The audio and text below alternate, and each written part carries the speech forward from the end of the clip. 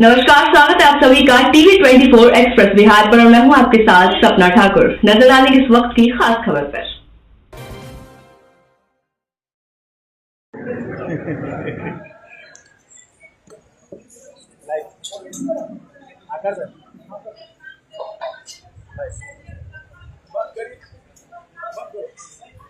बंद करो गेट। ये मतलब क्या गेट?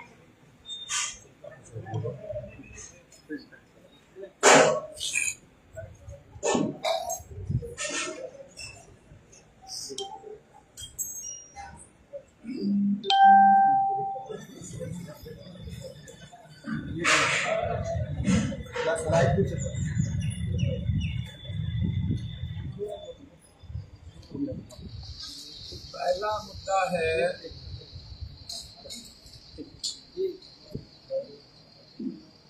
प्रधानमंत्री का दौरा। सरकारी पैसे का अकूत खर्चा,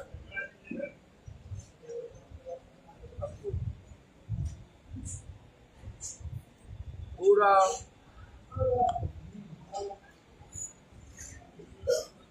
मैं अपील करता हूँ जीविका, ममता, आशा, टोला में, न्याय में, जनप्रतिनिधि, मुखिया, सरपंच जो लगातार अपने अधिकारों के लिए लड़ रहे हैं, अपने वेतनमान के लिए, अपने अधिकार के लिए, सुरक्षा के लिए, पेंशन को बढ़ाने के लिए, 400 से 2000 रुपया करने के लिए, 1000 से कम पेंशन नहीं होनी चाहिए।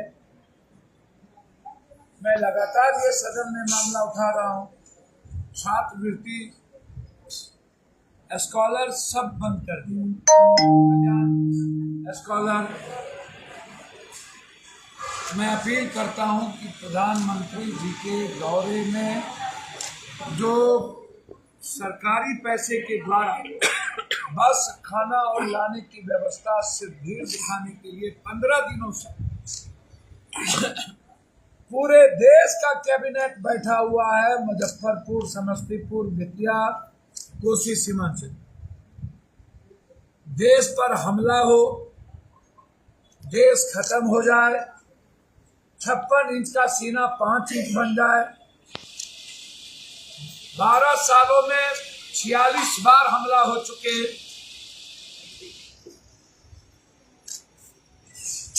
अब कब सबक सिखाइएगा? कब तक सियासत में लगे रहिएगा?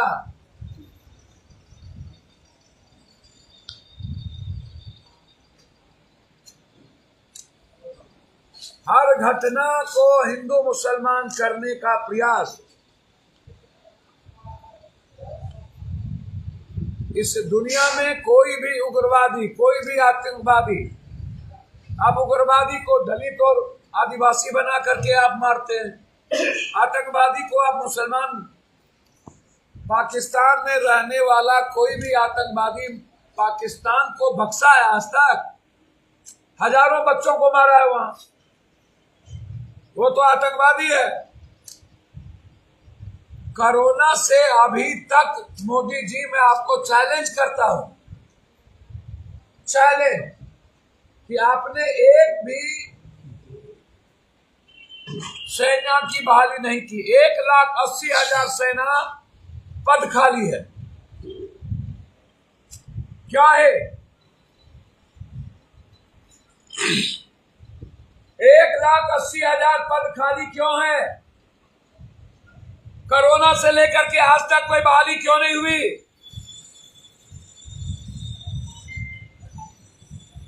और हमारी सुरक्षा या तो पहाड़, या तो जंगल, या तो नदियों के बीच होगी। वहां सेना का ड्यूप्लिकेशन क्यों नहीं? कभी चाइना हमला करता है, कभी चाइना हमारी जमीन ले लेती है, कभी बांग्लादेश हमको रास्ता बंद कर देता है, कभी नेपाल आग दिखाता है, और पाकिस्तान का आतंकवादी तो हमेशा आग दिखाता है। आप हमको बता दीजिए, कब हम लोग आतंकवादी का विनाश करेंगे? 12 साल हो गया, 12 साल के बाद भी देश खतरे में, हिंदू खतरे में, तो एक साथ आत्महत्या क्यों नहीं कर लेते? चुल्लू भर पानी में डूब के मर जाइए।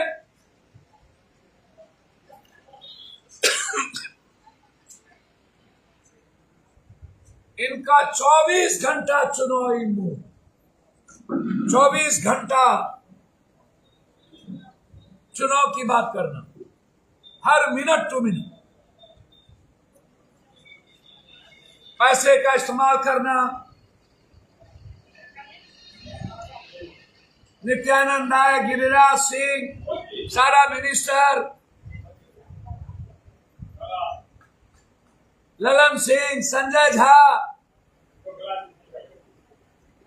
सब के सब, जितना मांझी जी, चिराग जी, सब मिथिला कोसी सीमांचल में लगे। और इन्हीं लोगों का जब्बे होगा, छोटका पार्टी का।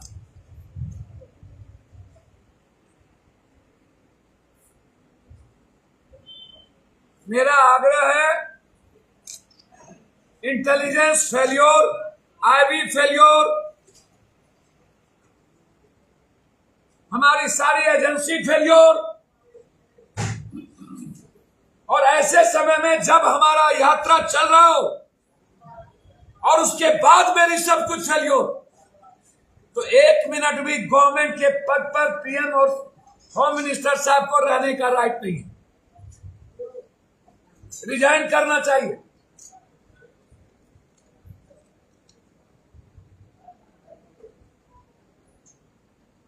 और सुनिश्चित करना चाहिए, पूरा विपक्ष आपके साथ है,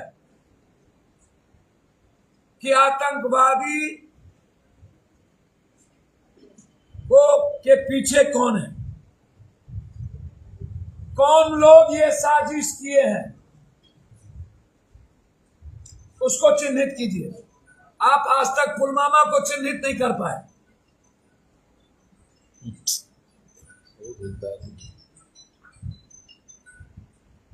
इक्विपमेंट नहीं खरीदा गया, सेना की बहाली नहीं खरीदी गई, पैसा बचाने की तैयारी हो रही है। कल हमारे जनरल ने पूरी बात कही,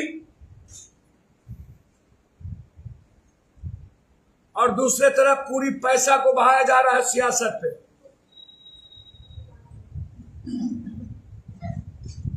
मोदी जी, मेरा सवाल आपसे है और इन लोगों से कि बड़ा चीनी मिल तीनों कब खुलेंगे? मधुबनी का पेपर मिल कब चालू होगा? मधेपुर की दूध फैक्ट्री चालू कब होगी? कटिहार के जूट मिल पर क्या कहना है? और मिथिला कोसी सीमांचल की जिंदगी जो अभिशाप बन गई है, हाई डैम कब बनेगा? हाई डैम का निर्माण कब शुरू होगा? आप औपचारिकता निभा रहे हैं। 84,000 हम घर देने जा रहे हैं। एक घर सतत प्रक्रिया है, आपकी कृपा नहीं है, हमें घर मिलना ही है। ट्रेन चलाना ये सतत प्रक्रिया है, ये चलती रहती है डिमांड पे। कोरोना के बाद 67% ट्रेन आप बंद रखे हुए हैं, आपने चालू नहीं किया। 67 सहरसा में एम्स का डिमांड लगातार उठ रहा है, और सबसे बड़ा डिमांड है पप्पू यादव और इस इलाके का विशेष पैकेज सीमांचल कोसी मिथिलांचल को चाहिए, क्योंकि सबसे ज्यादा पलायन मेरे इलाके से, सबसे ज्यादा गरीबी मेरे इलाके में, सबसे ज्यादा बेरोजगारी मेरे इलाके में।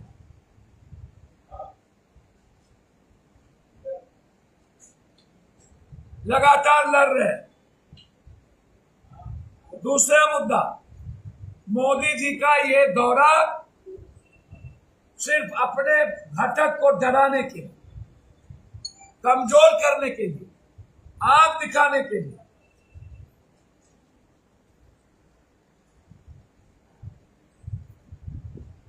और जनता के पैसे को पानी की तरह बहाकर अपनी पीठ थपथपाने के लिए, बीजेपी का प्रचार के लिए पैसा खर्चा हो।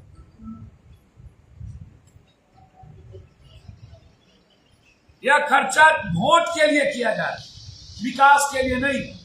विकास होता तो चीनी मिल खुलता, विकास होता तो दालचीनी मिल खुलता, विकास होता तो पेपर मिल खुलता, विकास होता तो जूट मिल खुलता, सिल्क मिल खुलता, विकास होता तो मधेपुरा की स्लीपर फैक्ट्री बंद है वो खुलता, विकास की बात होती तो सहरसा में एम्स की घोषणा होती, पूर्णिया में हाईकोर्ट बेंच की बात होती, उपराजधानी की बात होती। कुछ नहीं। 11 आरोपी हमने लिया, जो हमने आपको कहा था आज से 6 महीना पहले। 11 आरोपी पर काम शुरू हो गया, जिसमें रामबाग, जनता चौक, सरसी, इसके सारे चीज हो गए, चले गए। और 11 पर काम शुरू।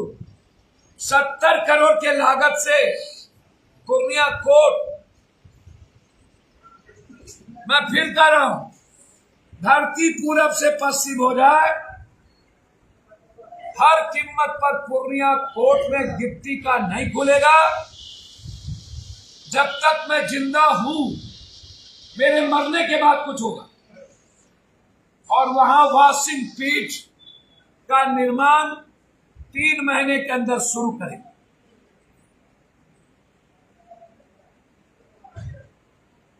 तभी हम दुनिया की सबसे ज्यादा दूरी वाला ट्रेन ले पाए।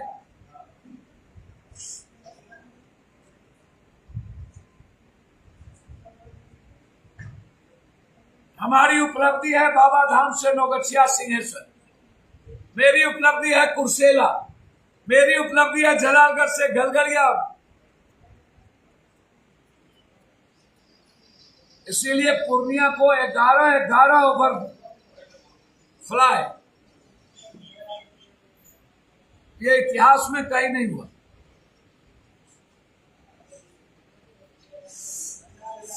दूसरी बात, पूरे बिहार में लगातार सत्ताधारी लोगों के द्वारा गोली चलाना। आरा में जो गोली चली है उनकी तस्वीर सम्राट चौधरी जी, नित्यानंद राय जी सबके साथ है।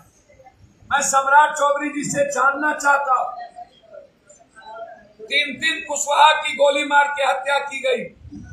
आप बोले थे कि कुशवाहा का पसीना चलेगा तो हम खून बहाएंगे। पूरे बिहार में कुशवाहा पर, पिछड़ों पर हमला है। 5 लोगों को गोली मारी गई, 3 लोग मर गए, यादव और कुशवाहा, और अभी तक न्याय नहीं मिला।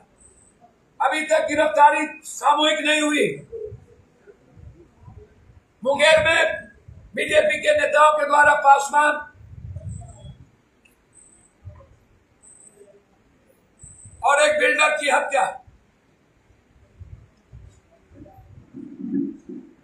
पूरा का पूरा बिहार रक्त चरित्र और रक्त रंजित हो चुका है। लोग भगवान के भरोसे हैं, कब किसको कौन मार दे, कब किसका कत्ल कर दे, न्याय कहीं नहीं। पूरा बिहार का प्रशासन ड्रग्स में, स्नैक्स में, गांजा में, कोरेक्स में, सोल्यूशन में, व्हाइटनर में लगा हुआ है। पूरा बिहार का थाना पैसे लूटने पर लगा हुआ है। न्याय नहीं मिल सकता। न्याय की आप उम्मीद मत करिए। लगातार अपराधी, हर दल से मैं आग्रह करूंगा हाथ जोड़कर कि अपराधी और माफियाओं को, बालू माफिया, शराब माफिया, जमीन माफिया, अपराधियों को आप टिकट मत दीजिए, बलात्कारियों को टिकट मत दीजिए। आप साफ सुथरा रहिए। और विपक्ष को भी चेताता हूं, ये जमीन माफिया, बालू माफिया, शराब माफिया, ये नासूर बन चुका है बिहार के लिए।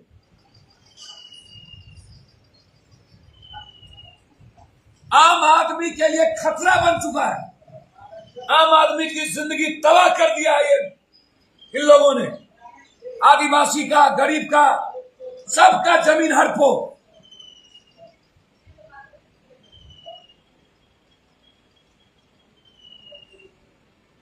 इसीलिए विपक्ष से भी आग्रह करेंगे, हर कीमत पर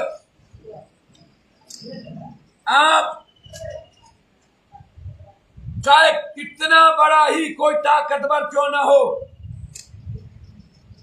यदि वो समाज में अमन चैन के लिए खतरा है, यदि वो पैसा वसूलता है, यदि वो पॉलिटिकल मर्डर करवाता है, यदि वो राजधानी के अमन को छीनता है, तो ऐसे लोगों को वंचित करिए और ऐसे लोगों का कथावाचक बनना बंद करिए। पूरा बिहार डरा हुआ है। सत्ता पक्ष अपराधियों के हाथ में अपने ईमान को गिरवी रख दिया और सबसे ज्यादा अपराधी बीजेपी। सारे अपराधियों को प्रधानमंत्री, माफियाओं को, बालू माफियाओं को मंत्री बनाता है। बालू माफिया मंत्री बने हुए, एमएलसी बने हुए बीजेपी के द्वारा, और सबके पैसे लगे हुए हैं प्रधानमंत्री के दौरे में। तो जब आप रोपिएगा बबूल तो खाइएगा खजूर। जब अपराधियों के पैसे से चुनाव लड़िएगा, सूप बाजे तब बाजे, चलनियों बाजे, हमाम में सब नंगे हड्डार पर उन्नू बैठा, अंजाम गुलिस्ता क्या होगा। बस हिंदू मुसलमान करो, जात पात करो। और अब तो भैया जितना अपराधी है वो राष्ट्रकवि दिनकर विद्यापति कवि बनना चाहते हैं। हो दादा, हम लोग का इतिहास है पंडित जदुनंदन शर्मा, हम लोग का इतिहास है राष्ट्रकवि दिनकर, भोला पासवान शास्त्री, सुधांशु नारायण सिंह, विद्यापति कवि, बाबू वीर कुंवर सिंह। हम लोग का इतिहास है जुब्बा सैनी, हम लोग का इतिहास है नक्षत्र मलाकार, हम लोग का इतिहास है रेणु, हम लोग का इतिहास है श्री बाबू। हम उस संस्कृति के हैं। हम लोग का इतिहास है ललित नारायण मिश्रा, हम लोग का इतिहास है भूपेंद्र नारायण मंडल, हम लोग का इतिहास है जेपी, हम लोग का इतिहास है लोहिया, हम लोग का इतिहास है गांधी। एक गांधी को मारने वाले और अंबेडकर को गाली देने वाले लोग, हमारा भगवान है सिर्फ अंबेडकर। संविधान ही मेरा भगवान और अंबेडकर ही मेरा रास्ता और गांधी ही हमारी ताकत। ये जो अपराधी सब पार्टी बनाने के लिए उछल धक्का के तरह कर रहा है और पाठ पढ़ा रहा है, इन अपराधियों को रोकना होगा। ये लोग चैलेंज हो गए हैं जाति के आधार पर बिहार की जनता के लिए। ये राष्ट्रकवि दिनकर ना बने, ये श्री बाबू ना बने। इसीलिए अपराधी चैलेंज है, अपराधियों को रोकना होगा। और पूरी जनता दहशत में।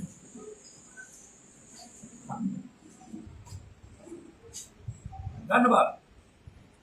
आपने सत्ता के साथ साथ विपक्ष को भी कहा कि अपराधी उसके लिए भी चैलेंज है। दोनों मैंने कहा कि हम सबको अपराधी को वंचित करना पड़ेगा टिकट से, पार्टी में पदाधिकारी से, पार्टी में एंट्री से।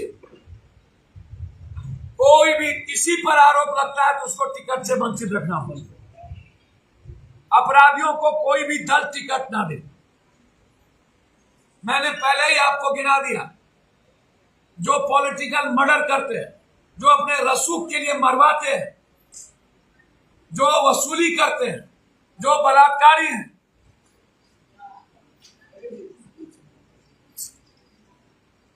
जो आजातीय उन्माद पैदा करते हैं। आज हम लोग की ताकत कौन है? बाबू वीर कुंवर सिंह। आज हम लोग स्मरण करेंगे।